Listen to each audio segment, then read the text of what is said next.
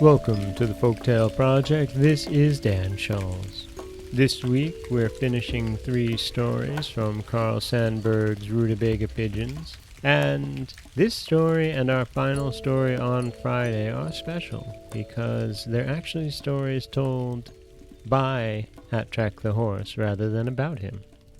This first story is, it's a very interesting tale about umbrellas. This is how 6 umbrellas took off their straw hats to show respect to the one big umbrella. Wherever Dippy the Wisp went, she was always changing hats. She carried 2 hat boxes with big picture hats on her right arm, and she carried 2 hat boxes with big picture hats on her left arm. And she changed from green and gold hats to purple and gray hats, and then back to green and gold whenever she felt like it. Now, the hill that runs down from the shanty of Hatrack the horse toward the village of Cream Puffs is a long, long hill. And one morning the old man sat watching and walked away down at the bottom of the long, long hill. He saw 4 hat boxes. Somebody was coming to call on him. And he knew. It was Dippy the Wisp. The hat boxes came up the hill. He saw them stop once, stop twice, stop more times. So he knew Dippy the Wisp was changing hats, changing from green and gold to purple and gray, and then back to green and gold. When at last she got to the top of the hill and came to the shanty of Hatrack the horse, she said to him, "Make up a story and tell me. Make up a story about umbrellas.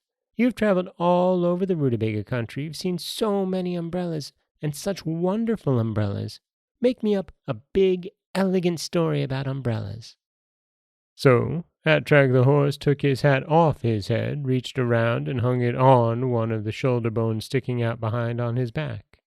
And the old man looked with a far-away look down the long, long hill running from his shanty toward the village of Cream Puffs. Then he told her this story. "One afternoon I came home and found all the umbrellas sitting in the kitchen with straw hats on, telling each other who they are. The umbrella that feeds the fishes fresh buns every morning stood up and said, 'I am the umbrella that feeds the fishes fresh buns every morning.' The umbrella that fixes the clocks free of charge stood up and said, 'I am the umbrella that fixes the clocks free of charge.' The umbrella that peels the potatoes with a pencil and makes a pink ink with the peeling stood up and said, 'I am the umbrella that peels the potatoes with the pencil and makes a pink ink with the peelings.' The umbrella that eats the rats with pepper and salt and a clean napkin every morning stood up and said, 'I am the umbrella that eats the rats with pepper and salt and a clean napkin every morning.'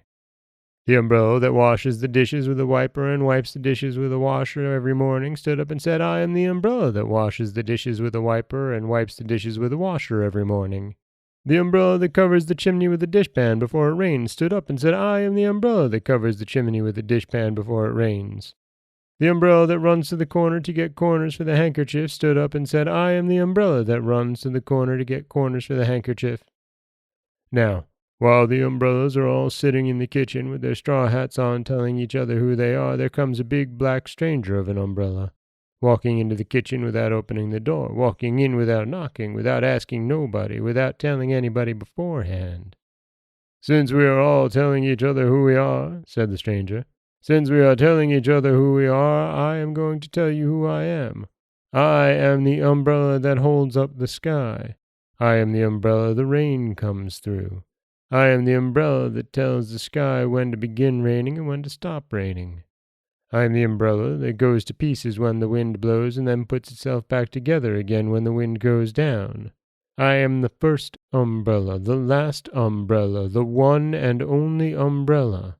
All other umbrellas are named after first, last, and always." When the stranger finished this speech, telling who he was and where he came from, all the umbrellas sat still for a little while to be respectful. Then they all got up, took off their straw hats, walked up to the stranger, and laid those straw hats at his feet. They wanted to show him that they had respect for him. Then they all walked out. First the umbrella that feeds the fishes fresh buns every morning, then the umbrella that fixes the clocks free of charge, then the umbrella that peels the potatoes with a pencil and makes pink ink with the peelings. Then the umbrella that eats the rats with pepper and salt and a clean napkin. Then the umbrella that washes the dishes with a wiper and wipes the dishes with a washer. Then the umbrella that covers the chimney with a dishpan before it rains.